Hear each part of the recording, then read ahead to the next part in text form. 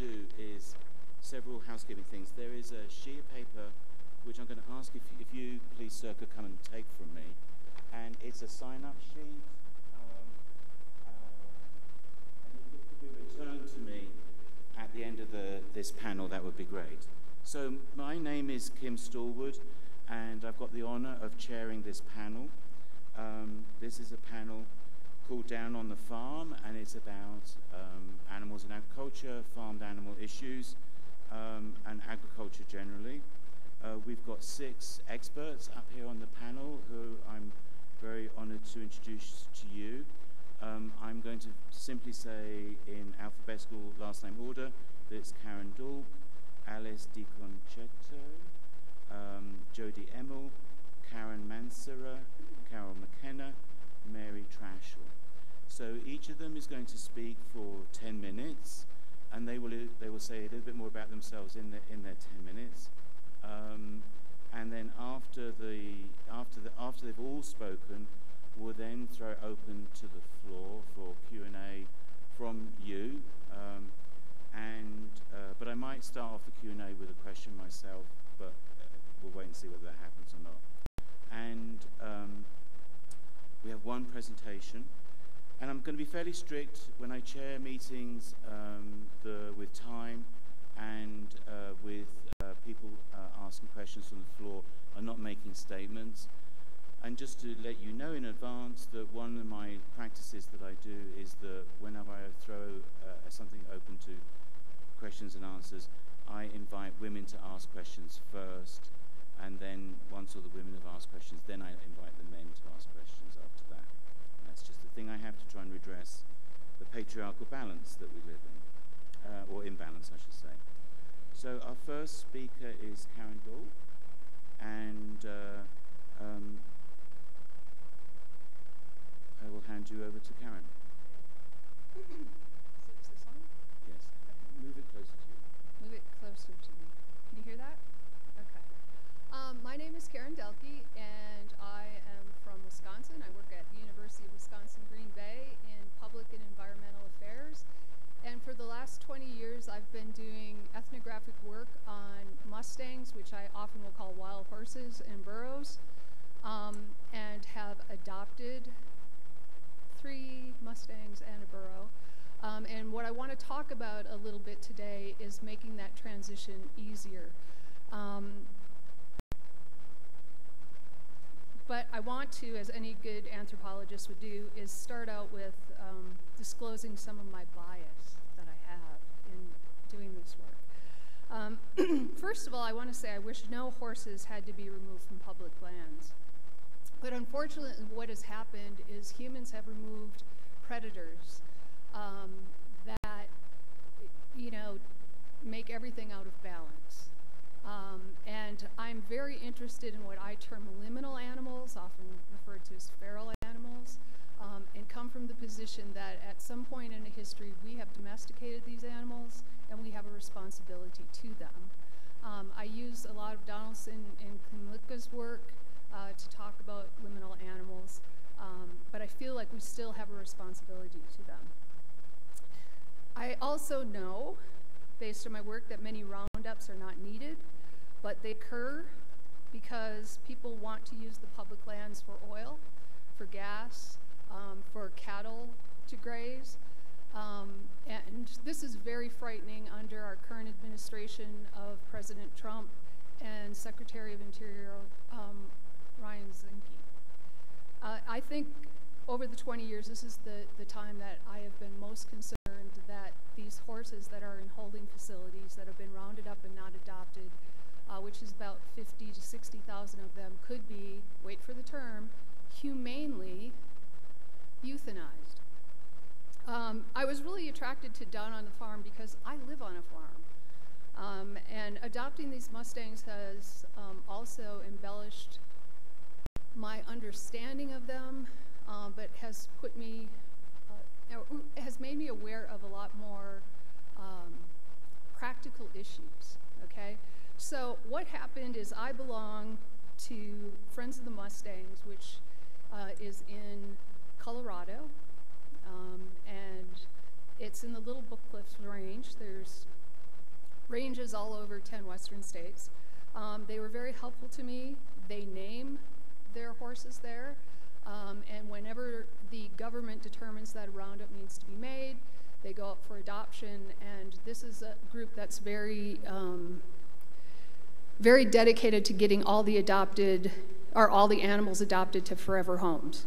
Okay, so we adopted 2 of them, and they named them. So one was named Bandita, one was named Cortez. What we were concerned about is we had domestic horses at our house as well, and we had a previous burro and Mustang.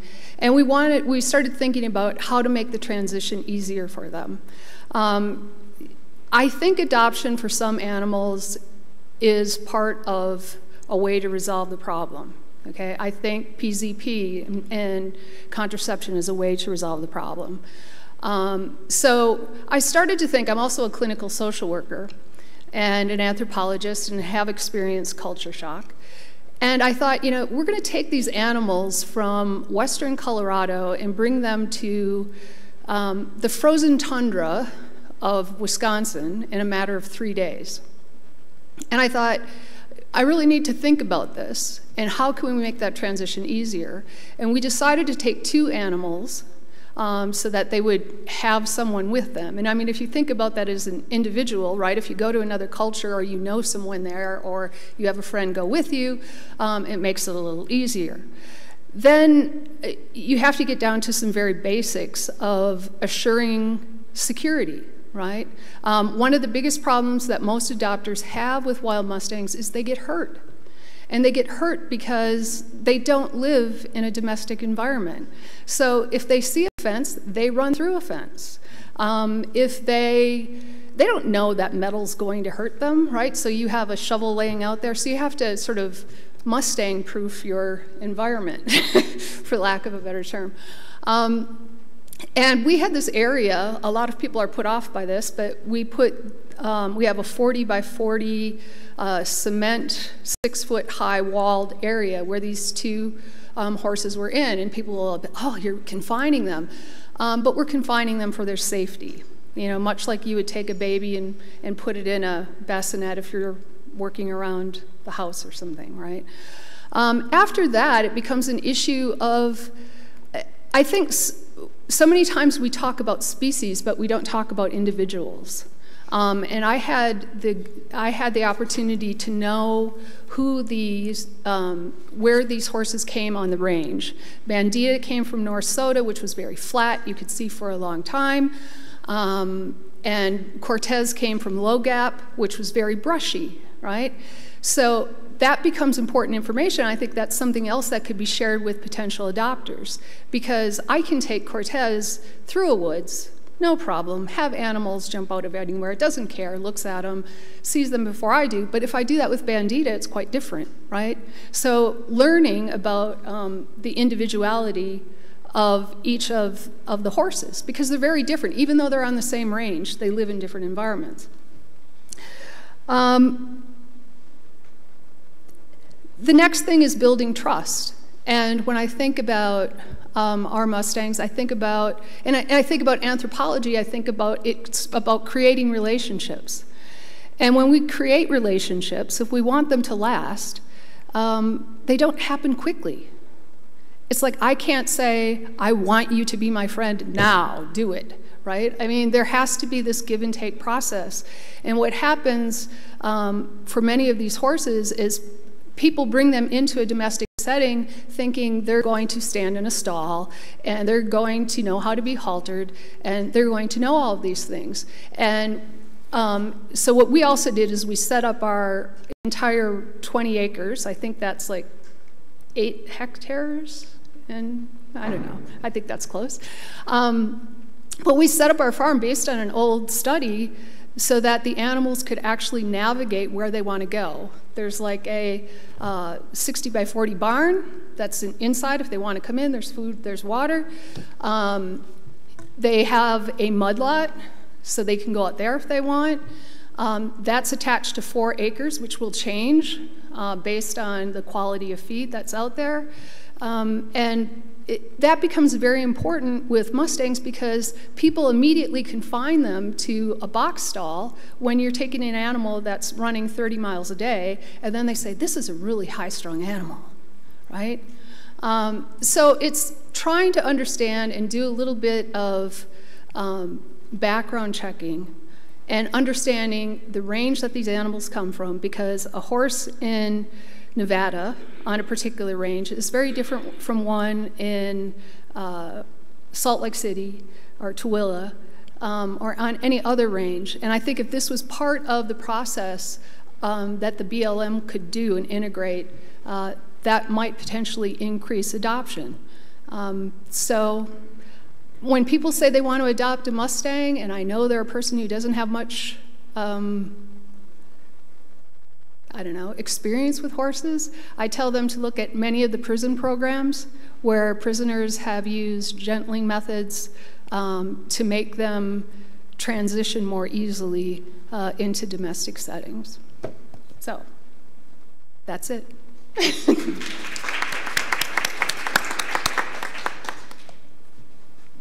Thank you. Our next speaker is Alice DICONCETTO.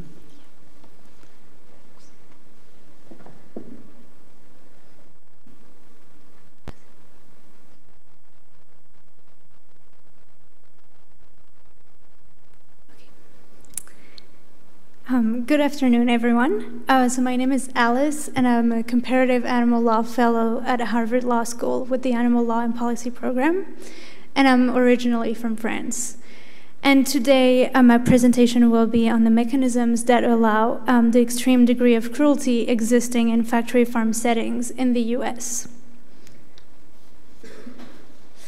But before we dive in, let me just give you a few numbers and facts on US animal agriculture and policy. So the US is the world's largest producer of chicken, beef, turkey, and cow milk. And animal products account for over half of the national agricultural production. Half of the food produced in the US comes from factory farming, and given this massive production of animal food, food animals, 9 billion animals are slaughtered for food each year, and that doesn't include aquatic animals. Despite those staggering numbers of US animal production, agricultural policies in the US only consider animals as any other non-sentient commodities. In fact, US agricultural policies have promoted the thriving of factory farming, thus contributing to the expansion of a food production system inherently cruel to animals. Farm subsidies and support programs maintain the illusion of the economic efficiency of factory farming and ultimately conceal externalities that not only harm animals, but also are detrimental to the environment and the general public. So what exactly is factory farming? It's often referred to as CAFOS, which stands for Concentrated Animal Feeding Operations. And there are large facilities that warehouse thousands of animals in extreme confinement in conditions unnatural to their species until the animals reach the intended weight for slaughter. The main objectives of these so-called farms is to feed animals in preparation for large-scale systematic food production purposes. While animals spend most of their short lives on CAFOs, the mistreatment of animals extends beyond CAFOs. Before they arrive on the farm, where they are engineered and bred, and after, when the animals are transported and slaughtered. The supposed profitability of CAFOs originates in part from economies of scale, enabled by automated systems such as milking parlors, feed delivery, automated manure removal systems, all of which allow for a more effective use of labor, space, and time. Large modern facilities in which animals are tightly confined also reduce the per animal housing costs while maximizing the number of animals. In an effort to keep retail price relatively low, the business model of factory farming operates on tight margins, which explains why the industrial farm animal production can only rely on massive production through factory farm to be profitable. But economy of scales leading to extreme animal cruelty is not the only reason why factory farming is profitable. Factory farming in the US benefit from a large array of public programs funded with taxpayers' money. So how does the public money contribute to making such an inefficient system so profitable? During this presentation, I will walk you through the different types of subsidies that support the business and ongoing development of factory farming in the US. I will first take you on a different type of farms, one that produces grains to be fed to farm animals. And I will then look at how the government supports farm operators and producers on CAFOS by helping them comply with environmental regulations and enabling them to rely on cheap labor. So let's get one step up the animal food production chain for a minute. Subsidies disproportionately support grain crops used in animal feed, so that producers initially benefit from discounted animal feed, which enables them, in turn, to lower production costs and make important savings.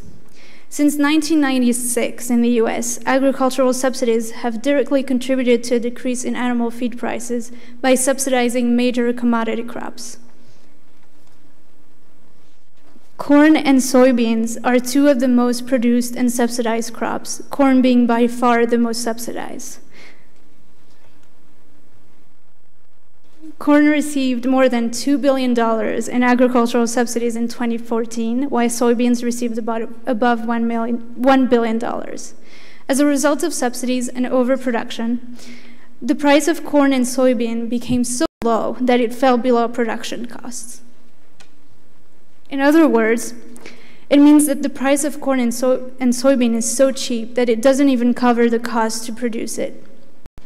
Corn is also, by far, the principal feed grain used in animal feed, right before soybean. Animal feed accounts for a sizable percentage of CAFOS input. The purchase of cheap corn and soybeans therefore reduced the livestock industry's operating costs by 5 to 15%, which American economists estimated to be around $3.9 billion per year, for a total of nearly $35 billion between 1996 and 2005. Let's now turn to the actual farming facilities where the animals are kept. An additional way factory farming producers reduce their production costs is by having the management of animal waste funded by the federal government to ensure compliance with environmental regulations, although those regulations are already very minimal. One particular agricultural program under US law allows farms to benefit from financial assistance to alleviate the cost of storage and transfer of the 300 million tons of manure that intensive stock farming operations produce annually. These payments allow CAFOS to externalize the cost of management of animal manure, which is one major polluting byproduct of factory farm. And they obtain payments for the construction and maintenance of manure storage facilities, also called lagoons. Between 2002 and 2008, it is estimated that factory farms in the US benefited from at least $100 million in environmental protection related structures. So here you can see a pool of manure on a hog farm in North Carolina, which is the site of 4 American football fields, which is approximately 9 hectares.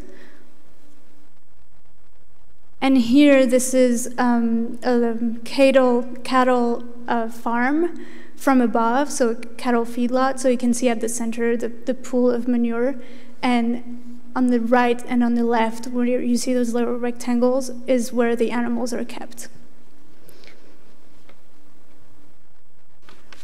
Another way factory farming makes significant savings is by benefiting from cheap labor, as enabled by the US agricultural legislation as well.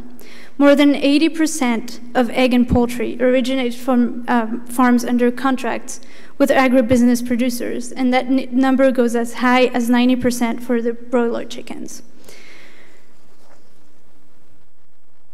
Vertically integrated processing business followed the model first developed in poultry production, in which farmers provide labor, housing, utilities, on-farm structures, and equipment, while contractors provide young animals feed and medication. Each participant retains ownership of their input so that growers own the land, the facilities, and the equipment, while contractors have the ownership of the animal, the feed, and the medication. The price per animal unit is determined by a system called tournament, where different growers employed by the same company compete with each other. Tournament system forces farmers to be more competitive and contributes to impoverishing farmers. Contracts also require that farmers regularly upgrade their equipment, and this incurs significant expenses for farmers who take loans to buy new equipment. These loans are guaranteed by the federal government. In other words, if the farmers default, and they often do, the federal government will pay the bank instead. Production contracts play an important role in the externalities caused by industrial farm animal production, including animal cruelty. Because even though farmers are primarily responsible for the well-being of animals they care for, contracts with corporations are so specific about the role of operators in the management of their own farms that farmers effectively lose control over the conditions in which animals are raised. And finally, being in Mexico, I couldn't conclude this presentation without mentioning that U.S. agriculture heavily relies on the exploitation of undocumented workers, mostly coming from Latin America.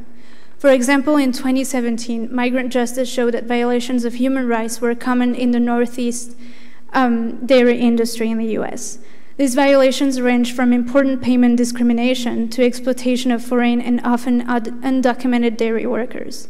More than half of dairy workers are immigrant in the U.S., and dairy producer trade groups in Wisconsin have recently warned the federal administration that the existence of the dairy industry relied on cheap immigrant labor. Violations of human rights were also observed in other types of agricultural activities, such as slaughter and processing plants of animal products, which also heavily rely on immigrant labor. It is hard to come up with a number on how much the industry is saving by exploiting undocumented workers, but it is reasonable to think that it also represents important savings for the industry throughout the production chain. Thank you. Thank you.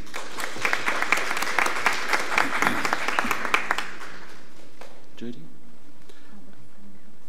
Yes. Is that okay? Yeah. Our next speaker is Jody EMEL.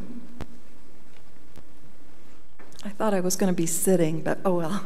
My name is Jody EMEL. I'm a professor at Clark University in Worcester, Massachusetts, in the Department of Geography. I co-edited Animal Geographies with Jennifer Walsh, who will be here Monday, and more recently co-wrote Meat Geographies with Harvey Neo and co-edited Political Ecologies of Meat, also with Harvey Neo. So I was just going to talk about the bad news, but let me talk about the good news first. So one of the really high points of organizing that I've been involved in the last few years has been the Real Food Challenge, which is, so far as I know, a U.S. student-led movement to try to get institutional purchasing in line with animal welfare, high animal welfare standards, labor justice standards, environmental sustainability, and local economic development.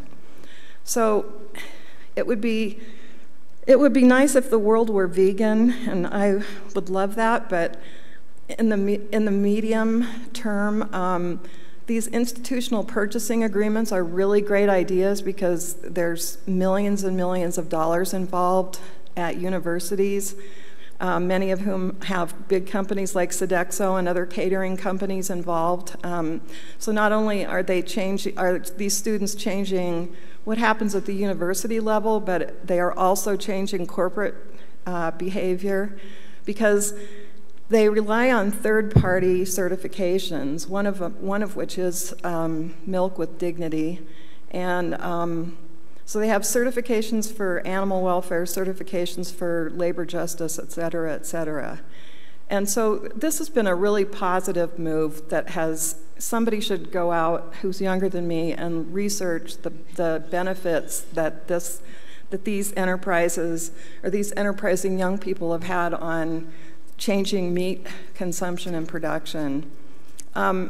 So that's the good news. The bad news is, and I wasn't really going to talk about this because my own research is on the absurdity of industrializing dairy globally and the geopolitics of alfalfa. But more recently I saw, when I was perusing stuff online, that the Trump administration has managed to get rid of the rule for livestock and poultry practices for the Organic Food Act that was actually going to vastly clarify animal welfare standards. And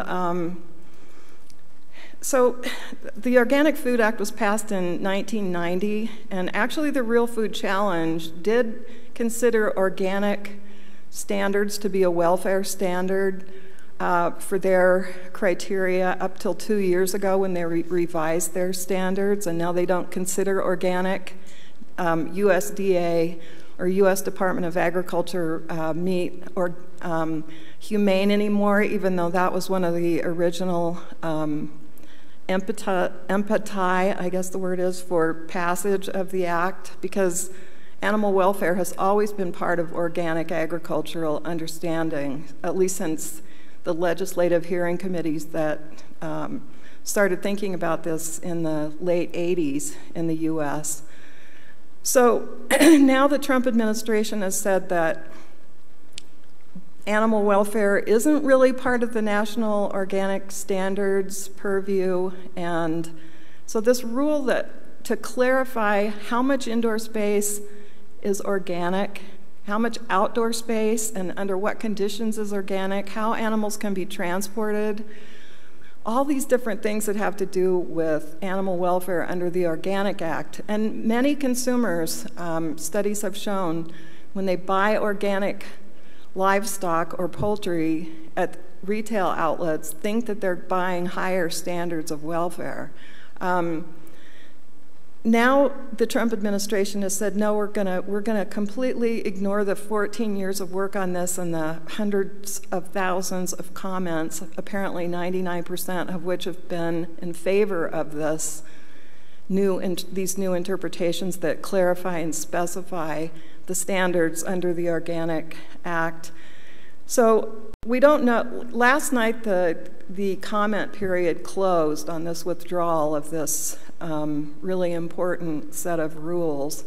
And the so-called Notorious Organic Trade Association, which is supposed to be the corporate arm of organic, is going to hopefully sue the government, and so are the lefty sides of the food movement like Cornucopia Institute. So we might have a potential moment of actual collaboration to support better animal welfare, which I think is really important, because third-party certifications are all well and good, but what happens if they fall by the wayside? And how many people know how to differentiate between third-party certifiers? I can't even remember the acronyms, never mind like what the differences are, and I've taught this stuff. So having a federal government entity actually certify these animal welfare standards in lieu of the fact that the U.S. has a government, despite, as the previous speaker was saying, that we produce more of this stuff than any other country in the world, despite the fact that we have no animal welfare legislation for these animals except at the slaughter yard, I think behooves us to really get down and work on these organic standards. And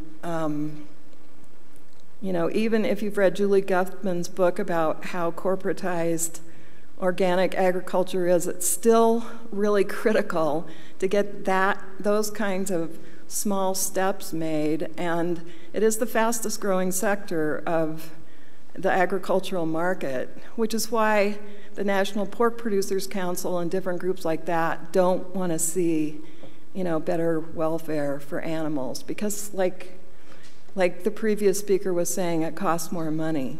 So if you have the time and want to work on it, trade agreements, North American Free Trade Agreement, international agreements about organic equivalents. All this stuff is really important to work on. Thanks. Thank you. Our next speaker is Karen MANCERA.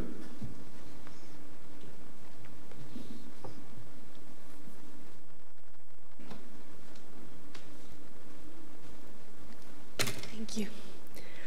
So I'm just going to talk about who I am, what I do, and how I came to work with silvopastoral systems and animal welfare. So I studied biology here at this university, and the first thing that I did was anorexia with rats. That was my research topic for my thesis, and that had to do with neurobiology and lots of interesting things, but it also opened my eyes to animal welfare and the conditions of animals in laboratories. So while it was very interesting in an intellectual level, it also was, like I said, eye-opening. So after finishing my thesis, I decided that I could use sort of my powers for good and all the things that I knew about hormones and neurobiology into something that I consider more immediate and that could help the world more. Not that anorexia is not a problem, but the research that I was doing was designed to find medication in order to help people that suffer from anorexia. But I also think that this kind of problem is something that could use a social approach instead of a medication approach. And so I felt that the things that I knew could be better applied somewhere else. So that's where I decided to get into animal welfare. So I did here also my master's in the veterinary science faculty. And the topic that I developed was silvopastoral systems.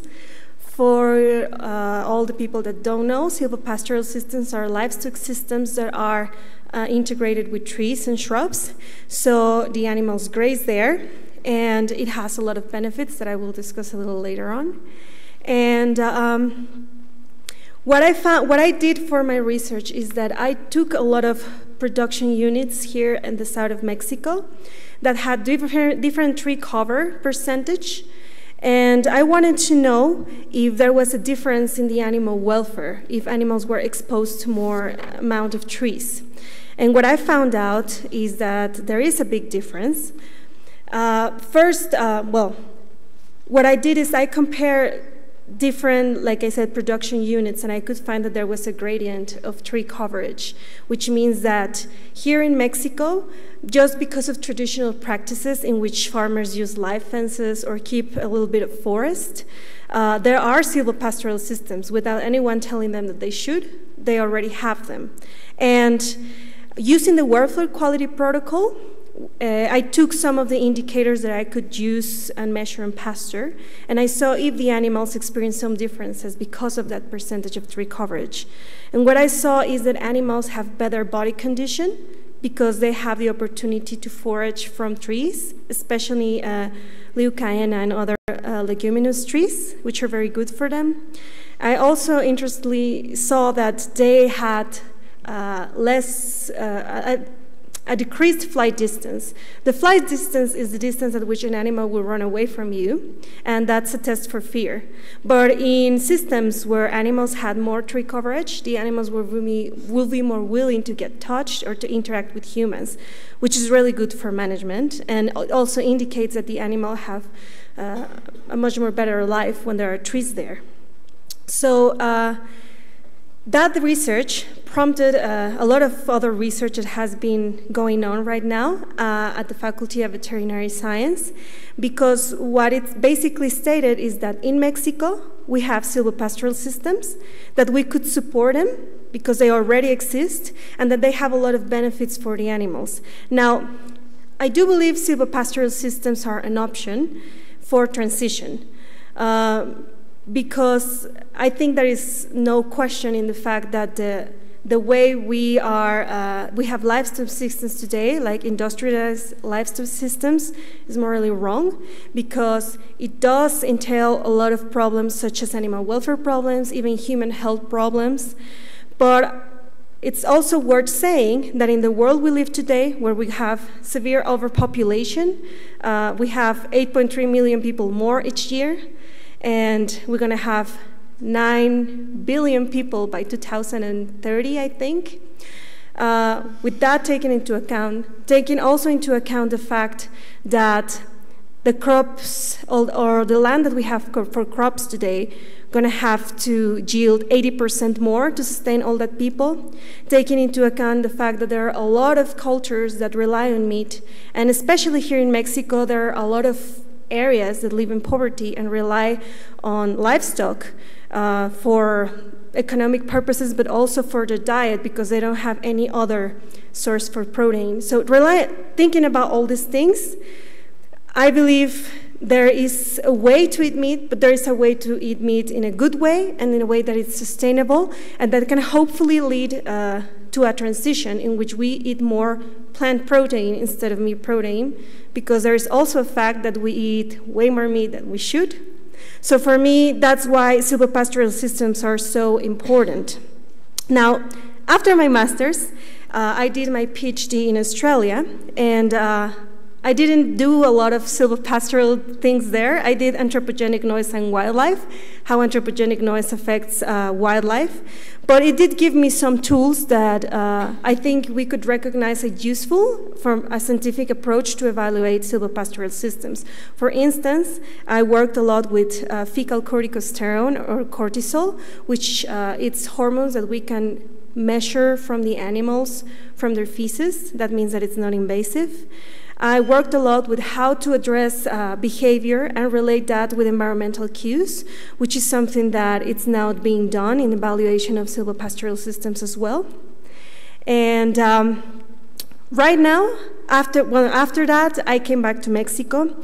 And right now, the projects that I'm working with are with the World Organization for Animal Health, or the OIE. A lot of the things that, well, Mexico, in Latin America, there are 3 offices. You're going to hear about that tomorrow, probably, in one of the plenary talks, but let's give you a little introduction. Mexico has 1 office from the Latin American offices, the OIE, and those offices are working in order to have sustainable farming all over Latin America.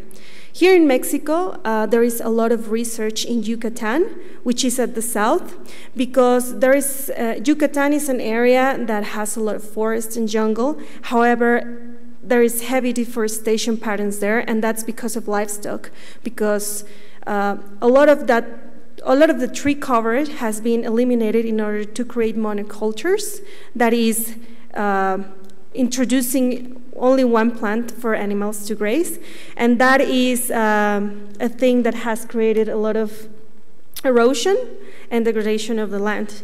So what we do here in UNAM with this group, which is one of the groups that is working in Latin America, is to evaluate animal behavior, but also evaluate the economic and the social variables from a silvopastoral system, because it's worth noticing that as a silvopastoral system entails the use of trees, it also provides to the farmers from other sources of income, apart from all the benefits that it comes for the environment, which is like a greater population of bats, a greater population of birds and other animals.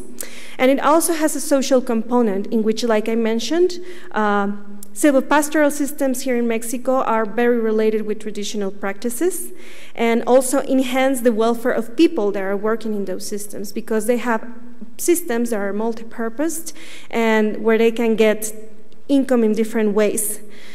So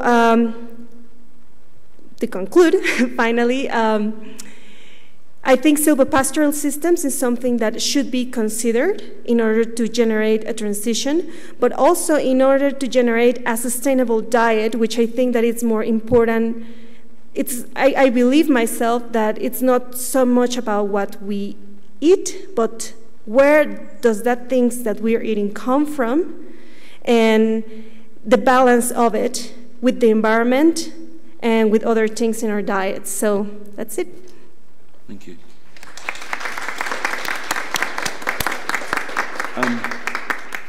Your talk actually reminds me, and I'm going to just take a second before Carol comes up, is that I'm chairing on Saturday at 5 o'clock a panel which is called the Animal Studies Student 3 Years On.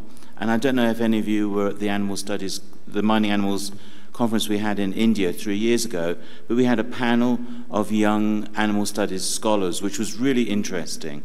And we've invited them to come back, and I'm very thrilled to say the 4 of them will be on the panel on, I see you nodding, you remember that, don't you? It was very good, wasn't it?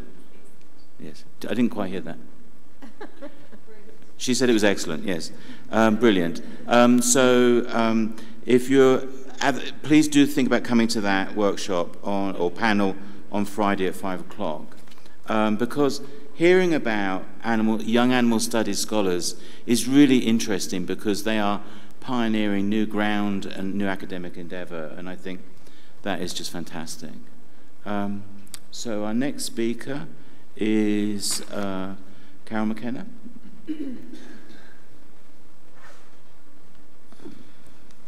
Thank you, Kim. Thank you, everyone. I do remember reading Karen's paper, actually, now, on the Silvio-Colt pastoral cult. That was a wonderful paper. And it reminds me, really, that it's not just good for animal welfare, but it's also good for the environment. And experts are calling for a switch away from industrial livestock systems towards agroecology systems, and that system would certainly fit there. And I support your point about if people are going to eat meat, then it's good to actually choose meat from either free-range or pasture-based systems or organic systems. So I think that's a very important point. I just wanted to support that. So my name's Carol McKenna. I'm from Compassion in World Farming. I'm the Special Advisor to the Chief Executive. I've actually worked on and off for Compassion in World Farming since the mid-1980s. So I haven't worked continuously for them for over 30 years, but I've been involved with farm animal welfare issues for over 30 years. And why is that? Why are we campaigning against factory farming? Why was Compassion in World Farming founded in 1967 by a dairy farmer in order to fight against factory farming?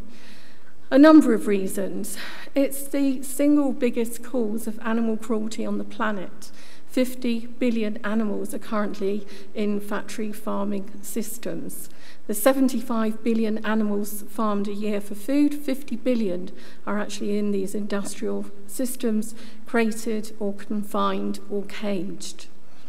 More than a third of the world's cereals are fed to those caged and confined animals, and most of the world's soya.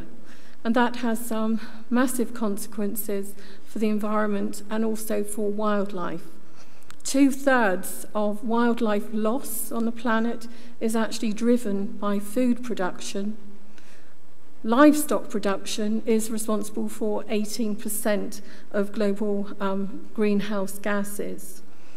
So factory farming is really at the heart of many of the problems facing the planet.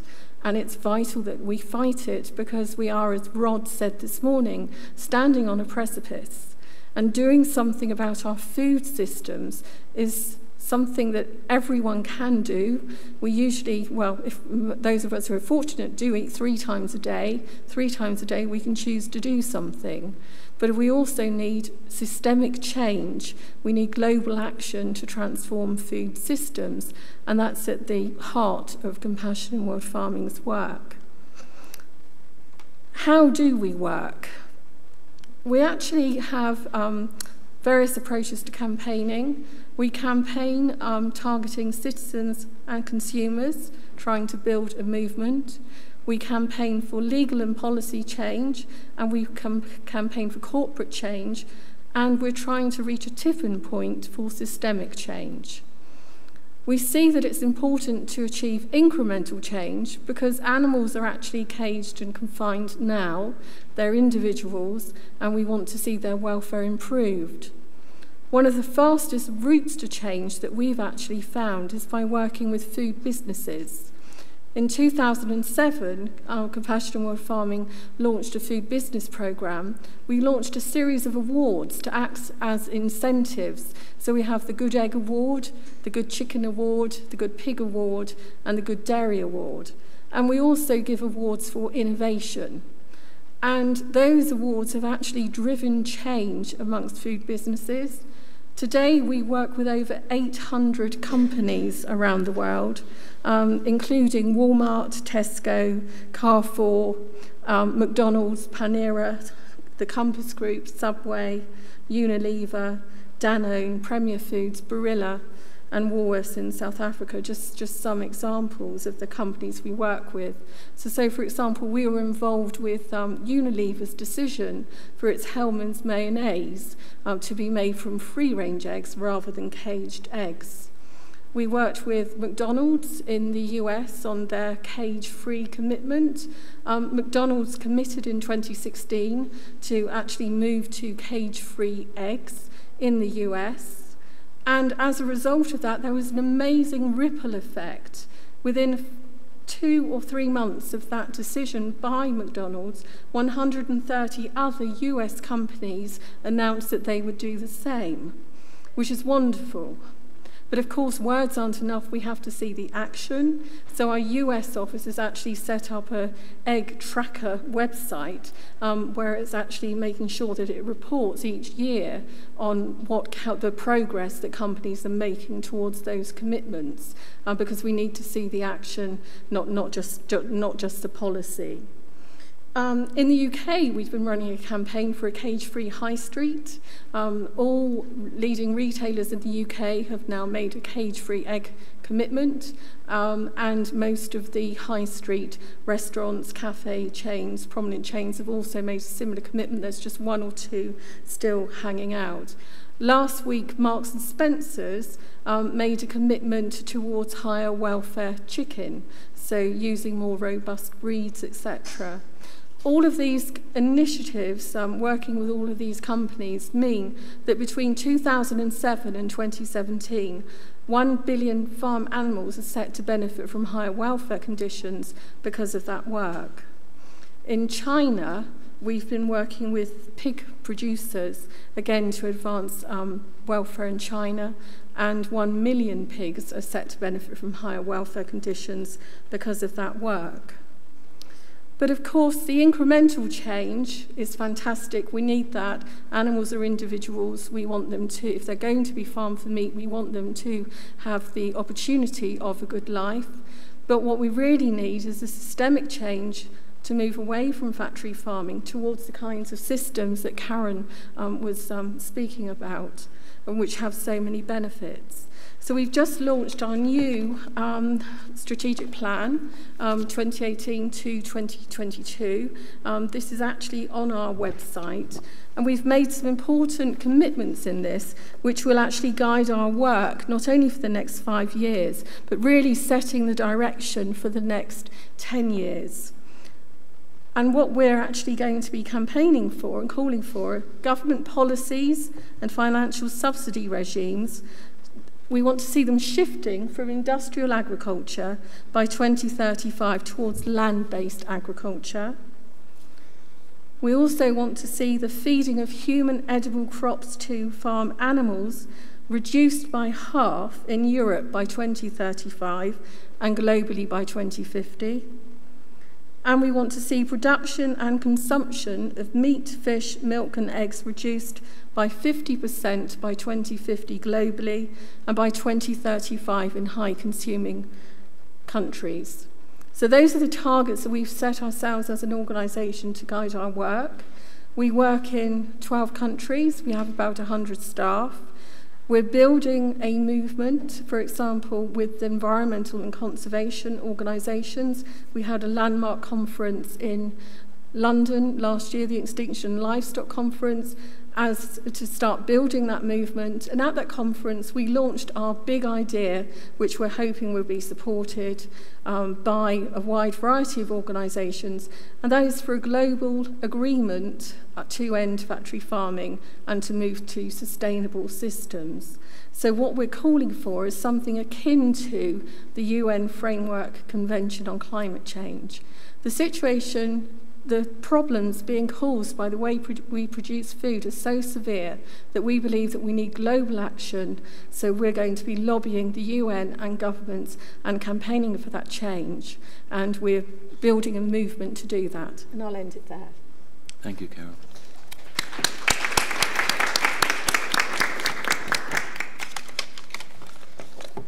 Thank you very much. Our last speaker is Mary TRASHSEL. Have I said your last name correctly? TRASHSEL. Mary TRASHSEL. Hi. I am a rhetoric teacher at the University of Iowa. And what that means is that my students are forever young. They're 18 years old, and as I age, they stay the same. And this has driven it home to me how much the state of Iowa has changed over the course of my lifetime, and that this is a kind of change that my students are completely unaware of. I was born in the state of Iowa, and for those of you who are from the U.S., well, actually, many people in the U.S. don't know where Iowa is. It's sort of the quintessential agricultural state in the States. It's between the Missouri River and the Mississippi River, and it is the most fertile spot in the country. And it is the largest producer of pigs and chickens in the United States.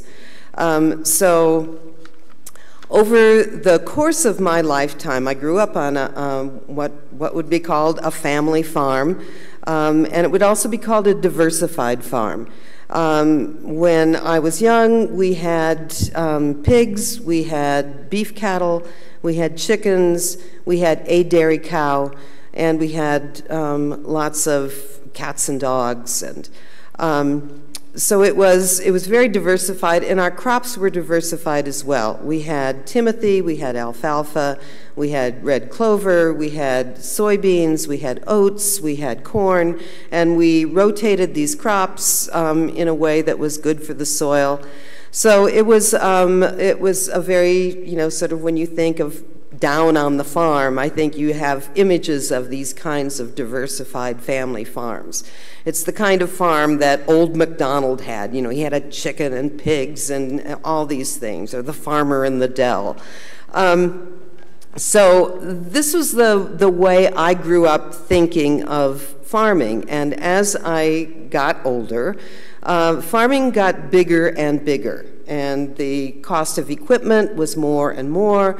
The demand for fertilizers and pesticides increased, and farming really revolutionized. We had what we called the farm crisis in the Midwest in the United States, and farms like my family farm, what my family ended up doing was to lease the farm to other neighbors who were expanding their operations and farming multiple farms.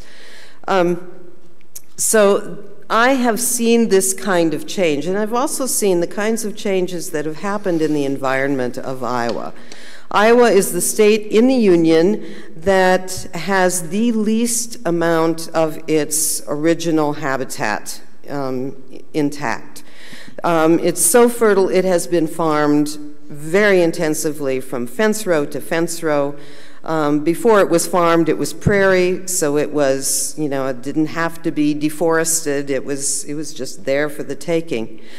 When I was growing up, we used to have badgers. We used to have bobolinks. We used to have shooting stars. We used to have a lot of diversification apart from the diversification in the farm. And that really doesn't exist anymore. I don't think my students, my 18-year-olds who have grown up in Iowa, have ever seen a bobolink. I don't think they know that badgers ever lived in the state. So it has driven home to me that there is a kind of generational amnesia.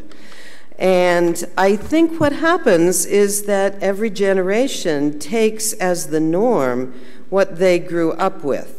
So you don't miss a bobolink if you've never seen one, and you don't miss those kinds of diversified landscapes if it's not what you ever knew. So what you now see in the state of Iowa, I think that Alice said that 50% of the globe's livestock are raised in confinement operations. In Iowa, that's about 95%. The number of pigs in Iowa is approximately 23 million at any given moment. The population of Iowa in human terms is approximately 3 million. So there are about 7 times as many pigs in the state of Iowa as there are people. But if you drive through the state, you're not going to see them. You're not going to see them because they are in these confinement. They look like just big, long barns with ventilators on the sides of them. And many of my students have never seen a pig. They have never been close to one. They don't really know what hot dogs looked like before they became hot dogs. And I don't know if this is unique to Iowa, but there's a bacon craze that is going on in like ridiculous ways, bacon-flavored ice cream and bacon-covered donuts and things like this. So there's this, and this, of course, is really promoted by those pork-producing operations, the Iowa pork producers, the national pork producers, who like to tell you that this old family farm model is still alive and well. So if you go to the Iowa Pork Producers website, they will tell you that something like 90% of Iowa farms are still family-owned. But these families own millions of acres, so it's really a family corporation that they're talking about. So one of my concerns as a writing teacher, I'm interested in argument, and that's one of the skills that I'm responsible for teaching to my students. So the question is, how do you persuade students that this is something they should be concerned about, that the environment of Iowa, that it's not normal for algae blooms to drive people off of the lake shores in Iowa, that you can no longer swim in the creeks in Iowa, because that's what they've grown up with. That's the normal that they've grown up with. So this is one of those rhetorical challenges that I think we face, is helping young people see that this is not normal, that this is an abnormality that we've created. So one of my interests is ways of getting young people into direct contact with farmed animals. So I'm really interested in the ways that both online and in the flesh there are farm sanctuaries and opportunities for people and farmed animals to meet in ways outside of the grocery store meat aisle. So thank you. Thank you.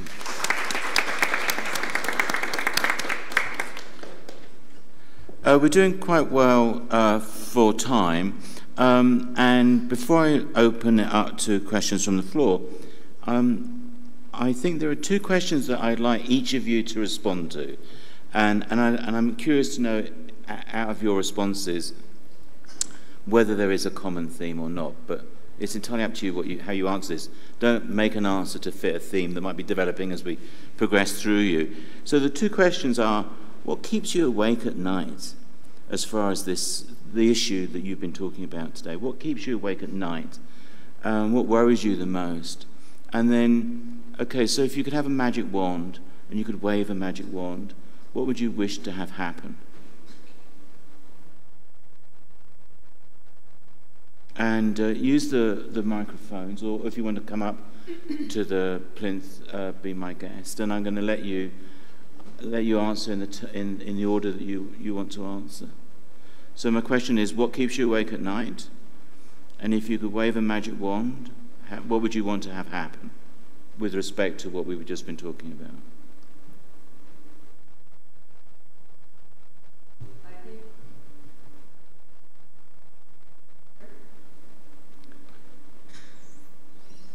I'll just yell.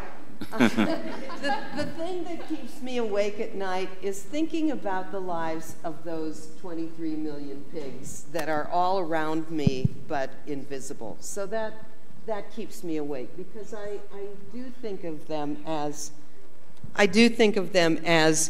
individual lives. And that's one of the things that I hope my students can do, is to imagine those individual lives. And the other question was if we could change anything? Magic wand. A magic wand. I guess it would be that people would stop eating animals.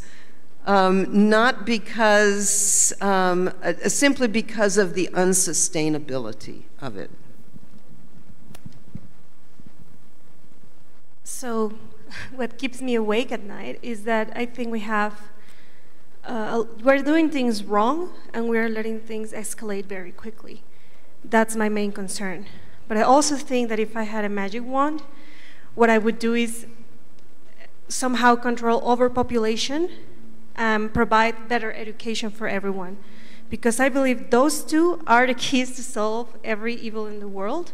And especially for all the issues that we face in farming, I think overpopulation is key to make things change. Because even if people still ate meat, if it weren't that many, it wouldn't be the huge problem that it is right now, as I see it.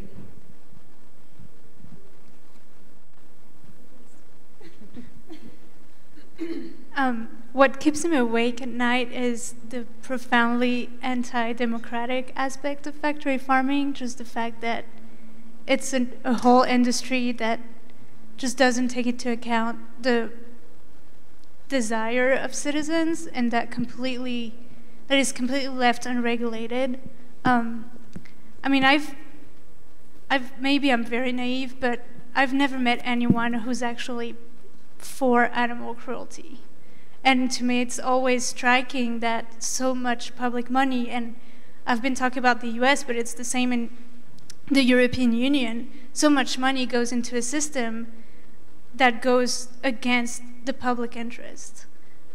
And if I could change anything, well, that would, I don't know, I think factory farming is an aberration and it shouldn't exist, so that would be top of my list, is to abolish factory farming and then have a discussion about eating animals.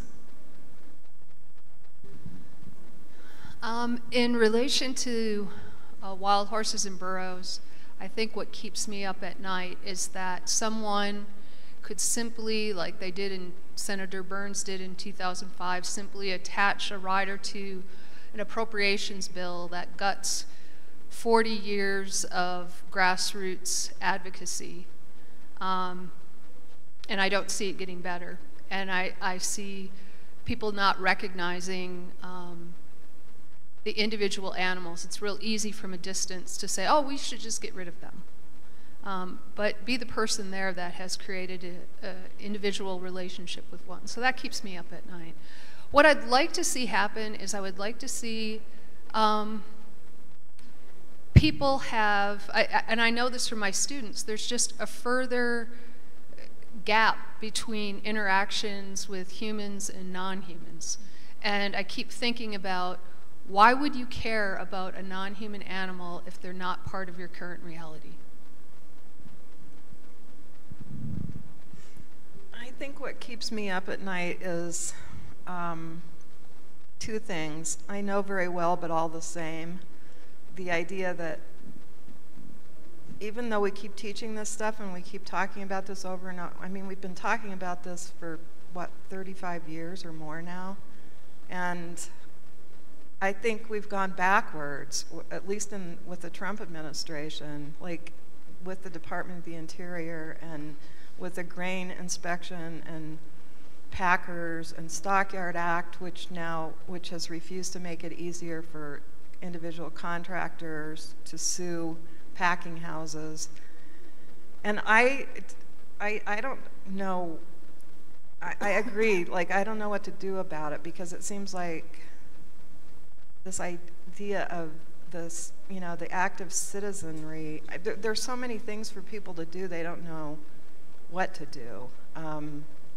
But I also, the consumer, you know, like the consumer knows, and yet they still make that decision, like somebody mentioned, 3 times a day. I think it was Karen down at the end, or Carol. You know, we can choose 3 times a day in some places, and even my best friends who I've been telling these stories to for decades, it hasn't changed their minds. Some of them it has, but I would like to see all life valued, and then we have a conversation about what to do about that.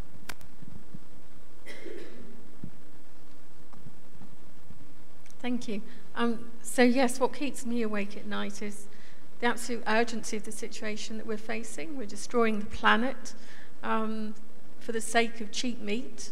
I worry about my son, of what's going to be left on the planet for him and his children. Will there be any wildlife left? If we go on as we're going on, and if we do increase the population to 10 billion, and we're already using half of the world's agricultural land, the only place to go is to cut down the forests. And then what will happen? So that's my nightmare. That does keep me awake. If I could wave a wand, it's quite difficult. There's sort of several things. End in factory farming, obviously. But perhaps if everyone were to respect animals as sentient beings, then perhaps that would end factory farming. Perhaps that would end meat eating. So Compassion World Farming campaigned for animals to be recognised as sentient beings in the EU, and that led to some change. It hasn't led to the kind of change that we need. But I probably still would say that I would like to see people respecting animals as sentient beings. Well, they're fantastic answers, and I'm sorry to put you on the spot like that, but I think that it really does help tease out some issues and find some common ground. So thank you for all those answers. We've got 15 minutes left for you to ask questions from the floor, and I'm going to ask women first. If you would like to ask a question, please ask the question now. And if I don't see any women who don't want to ask a question, we'll then move to men. So we'll do all questions from women first, please. Yes. There's a microphone. Thank you. Just a quickie, on just point of fact, which I think I missed. Why does silvipastoralism reduce the flight response? Could you please identify who you are and where you're from? Oh, sorry, Sandra Swart, South Africa. So, again, your question? Can you use the microphone, please? The question again? I didn't hear very well. Why does silvipastoralism reduce the flight response? Yeah, well, that needs to be proven further, and we want to do that in maybe this year or the next with the project. But the thing is that when trees are present, the heat stress is reduced. That means that all the hormones that had to do with stress are also reduced. And we have the hypothesis that that would also reduce some of the fear reactions because they are related with stress. Obviously, there are 2 things here that could be co-founding factors. One is if there is a good relationship with the farmer, despite of the fact there are a lot of trees. And also, the flight distance could be merely reduced because there are a lot of trees and the animal doesn't have a way to escape. So those things are confounding factors, but we think that hopefully it is related with the fact that the stress is really reduced because they have lots of shadow, and also the shadow from trees is much better than the shadow that could be provided by some structure. And because of that reduction in stress, maybe all the other stress reactions are reduced as well. So that will mean very good things for animal welfare at the end. Okay, thank you. Who has the next question? Yes, please. Oh, yes, go ahead. Okay. Hi, I just wanted to make further comment on what you're saying. Please, I'm sorry, but could you please identify yourself? My name is Fiona Prince, based in India, running a stray dog clinic. Nothing to do with this point. I don't know, have you heard about this Japanese program in which they found out that people who spend time in forests, that their stress levels go down? They call it actually forest bathing. Yeah. And probably a lot of similarities between what's happening with animals in forests. Yeah, that's what we have this hypothesis, because we've read exactly what happens with people who spend lots of time in forests, and it's due to temperature, humidity, also the fact that they have something that is visually pleasant, and we believe that for animals it could be the same, but I think it says that trees emit a kind of enzymes to protect themselves from predators, and that those enzymes are actually physically beneficial also to humans and other living beings. that's really interesting. I'll read about that. Thank you. I'm Leslie Irvin from the University of Colorado, and several of you on the panel have mentioned population growth, which as a problem contributing in various ways to the issues you've addressed. And I wondered if those of you who have particular views on this could elaborate, because it seems to me that the population problem is only a problem in certain countries, certain parts of the world, and in fact there are some countries where the reproduction rate is a problem for, the low reproduction rate is a problem for the economies. So anyone who wants to help me wrap my head around this problem, I would appreciate hearing your insights on it. I think it's a problem. I mean, certainly if you're just looking at numbers of people, you could say that it's localized problem, but I think it's when population and consumption intersect. So people in the United States, it's not a place where the population is growing alarmingly, but the consumption is growing alarmingly. And so I think that it's those two things together. Anyone else like to comment? Carol? Yes, I mentioned it. I think Carol?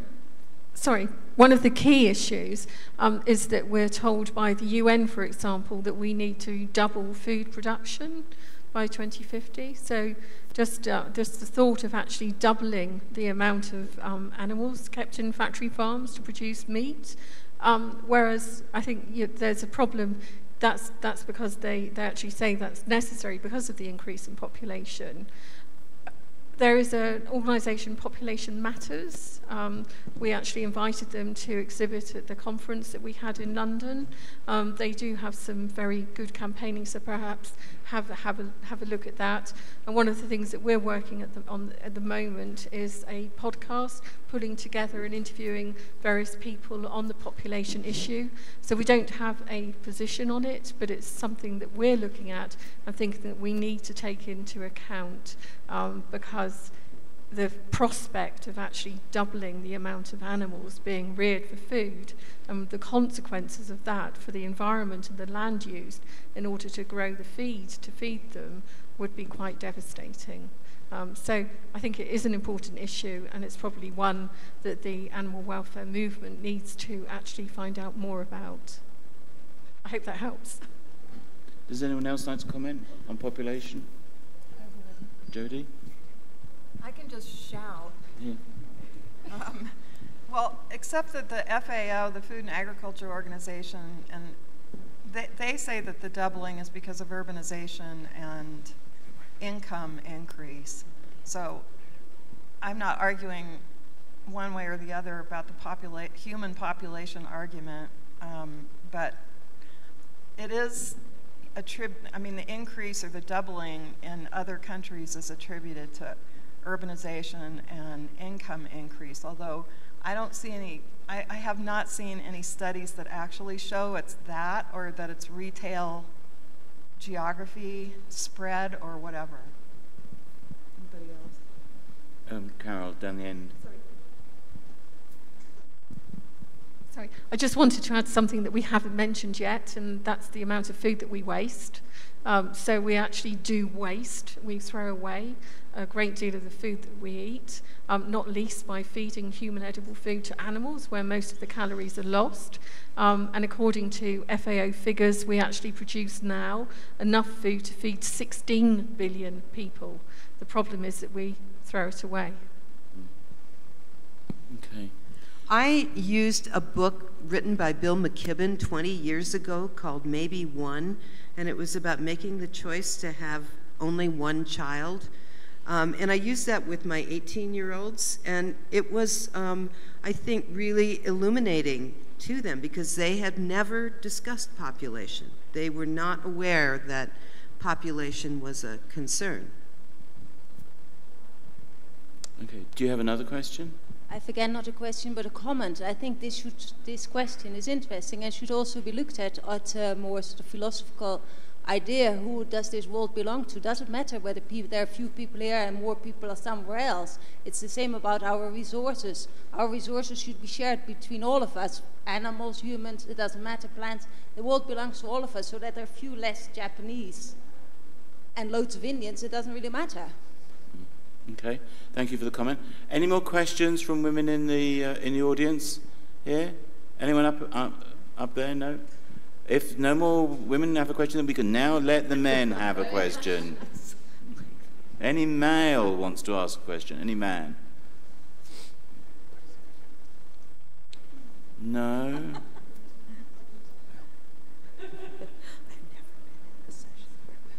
No more questions? Well, do either any of you, would you like to make any brief concluding remarks? What common ground have you found among you? Because I don't think, have any of you ever met each other before? You're all completely new to each other. So, you know, this is pretty amazing. I mean, I'm really impressed with the diversity and the expertise and the issues addressed. So, any common ground? What do you all take away from this? When you go back, what are you going to tell your colleagues about this session? I think that all of us see this intersection between animal welfare and environmental welfare. That, you know, I think if I talked about farm animals just as, you know, the poor suffering farm animals, that's not the whole picture. The whole picture is, you know, the whole earth is in an unsustainable situation, and it's largely because of the human attitude toward other forms of life. Anyone else like to make any? Well, I also feel that all of us have an attitude towards transition that is eliminating factory farming and transitioning to something else. That could be a complete transition to not meat, but also I feel that there is a very open-minded vision of that there could be a transition to sustainable meat, which should be managed in a very different way, and also a reduction in meat consumption. So, Carol? I was wondering, sorry, doesn't it have to be, you know, around education as well? Okay, because in Mexico, we really lack education on animal welfare, on environmental issues, and of course, you know, our kids know nothing about what is going on. So the topic of education has to be a core point, I guess, in my country. That's all what I wanted to mention. Thank you. Thank you. yeah, I think that I mentioned that very lightly, but that's pretty much right. Like I said, I think the biggest evils in the world are overpopulation, but also under-education. And I think that if people were more educated about what they can and cannot eat, where the stuff they eat comes from, how things are produced, what is animal welfare, the capabilities of animals as well. All of those things could account for people that have more conscious decisions about farming and about their diet. So yeah, I think you're pretty much right. Any other concluding remarks? I don't disagree that education is important, but I think that, and I'll base this on an animals and society class that I had, that people have stereotypes of the other, whether they're human or non-human animals. And when I had the ability to bring in a feral cat to my class, I impacted about 20 people who had a completely different vision of how these animals are treated and how they could have their own personal agency and become agents of change. And I think a lot of times we talk about things, but what I've decided to do is, you know, I pretty much live my research. So I think rather than talking, like you said, I think being your own agent of change, if that means eating one meatless meal a week, or you know, getting involved, or showing a child, you know, this is what a pig is. I think those can have, they're little things, but I think they can have dramatic impact. Any other concluding remarks? Well, I think, oh yes, sorry. I'll just say there's a lot of work to be done, so now is not the time to quit. That's a good way to end this session. I want to thank you all very much for an outstanding panel, and let's please express our appreciation for it.